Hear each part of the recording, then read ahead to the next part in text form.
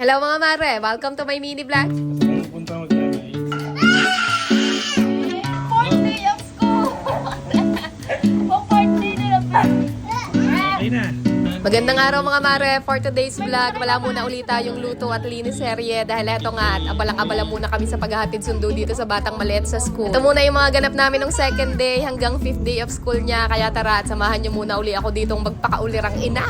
Kung napanood niyo yung nakaraan nating vlog, yung first day of school niya, okay naman, walang iyakang nagana, pero iba na yung mga nangyari nung mga sumunod na araw. Paghahatid nga kasi namin sa kanya dyan mga mare, medyo nag-iyak-iyak na siya ng konti at ayaw niya na magpaiwan. Hindi na nga namin na-videohan yung mga pangyayari kanina dahil dalawa na kami ng papa niya na umalo sa kanya at ayun, kahit paano naalo din naman. Medyo umiiyak-iyak pa nga siya mga mare nung iniwan namin siya doon, pero sabi naman nila teacher sila na daw ang bahala, kaya yun at iniwan na rin namin. Paghatid namin sa kanya kanina, kumain lang din kami nitong papa niya ng lugaw, dito lang din malapit sa school nila, then bumili na rin kami ng lutong ulam, then after 1.5 hour, ayan, at labasan niya na rin kagad. Sabi sa amin ng teacher niya mga mare, tumahan din naman daw yan kagad pagkaalis namin kanina, at ayan nga, may paupo-upo pa siyang nalalaman dyan na para bang hindi siya nagligalig kanina.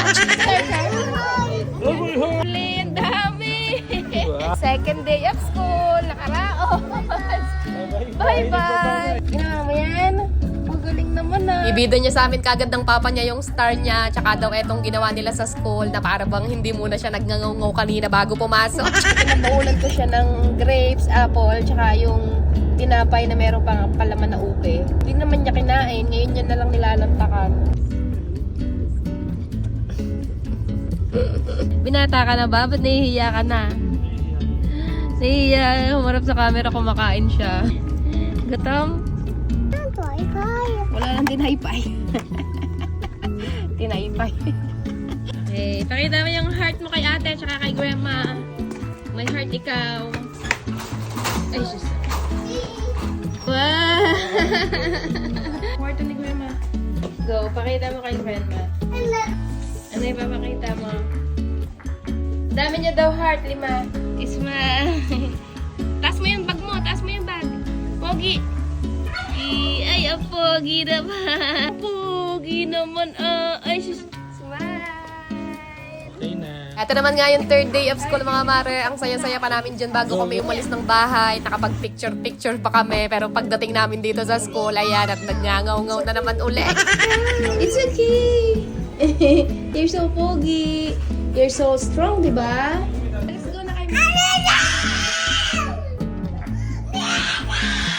So, dito mga mare, talagang tinodo niya na yung pag-iyak niya. Akala ko nga eto na talaga yung magiging last day of school niya. Pero kahit umiiyak-iyak pa siya dyan, talagang kinuha na siya ni teacher. At kahit umiiyak-iyak pa rin nga siya, sumama din naman. Ito rin talaga yung isa sa nagustuhan namin dito sa school na to, yung tipong kahit umiiyak-iyak pa yung bata, talagang kukunin pa rin nila yan at sila na yung bahala umalo. At maya-maya pa nga mga mare, nag-send na din si teacher ng video sa GC. Ayan, tahimik naman ang Batang Maliit. May pahataw-hataw pa nga na nalalaman dyan na parang bang hindi yan siya nag-concert muna kanina. Palengkeng araw din nga pala nung araw na to dahil malapit lang din naman yung palengke sa school nung Batang Maliit, kaya nagtingin-tingin lang din muna kami dito saglit habang hinihintay pa rin nga namin siya na lumabas. At sa mga palagi din nga pala nagtatanong ng link nitong mga duster na palagi kong suot-suot, so ayan, sa palengke ko lang siya nabili mga mare, kaya pasensya na kung wala akong may share na link.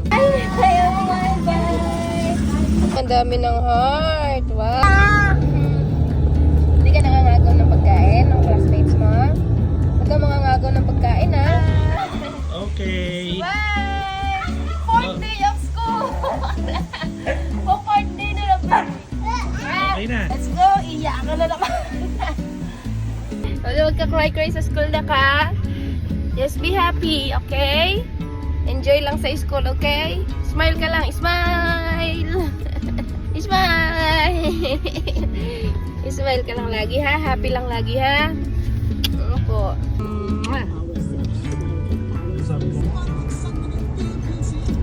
Go! Okay, knock-knock na, knock-knock. Nagna-knock-knock na. Dahil na, late na ikaw. Knock door. Knock. Open na! Wow! Go! Ayun. Hindi namin maintindihan dyan mga mare kung anong klaseng espiritu ba yung sumapi sa Batang Maliit na para bang tila nagbago yata bigla-bigla ang ihip ng hangin. Doon sa Luna. Naririnig ko na. Sa mag-usap.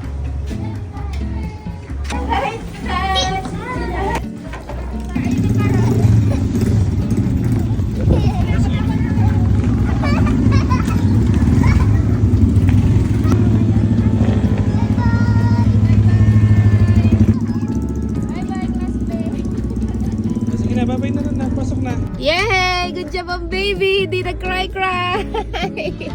Yay! Good job ang aming baby! Very good! Ayan, bibili tayo ng ice cream dito sa drive-thru lang naman mga mare. Para lang yung alam niya na kapag good boy siya, meron siyang pa-reward. May ice cream ang baby! Uwian na, baby! Ito naman nga yung pang 5th day mga mare, sinusiguro talaga namin ng papa niya na dalawa kami palagi na maghahatid sundo sa kanya para masaya siya lagi papasok. Nakakamiss din pala yung ganitong senaryo, 10 years ago kasi mga mare, yung ate niya yung hinahatid sundo namin sa school. Tapos eto, after 10 years, hindi namin in-expect na mararanasan pala uli namin yung mga ganitong senaryo. Morning, guys! Morning, guys! Ay, baon mo, naiwan mo. Love talaga. Ang baon. Bye-bye. Si Papa na. Bye-bye. Bye-bye! Achievement unlock.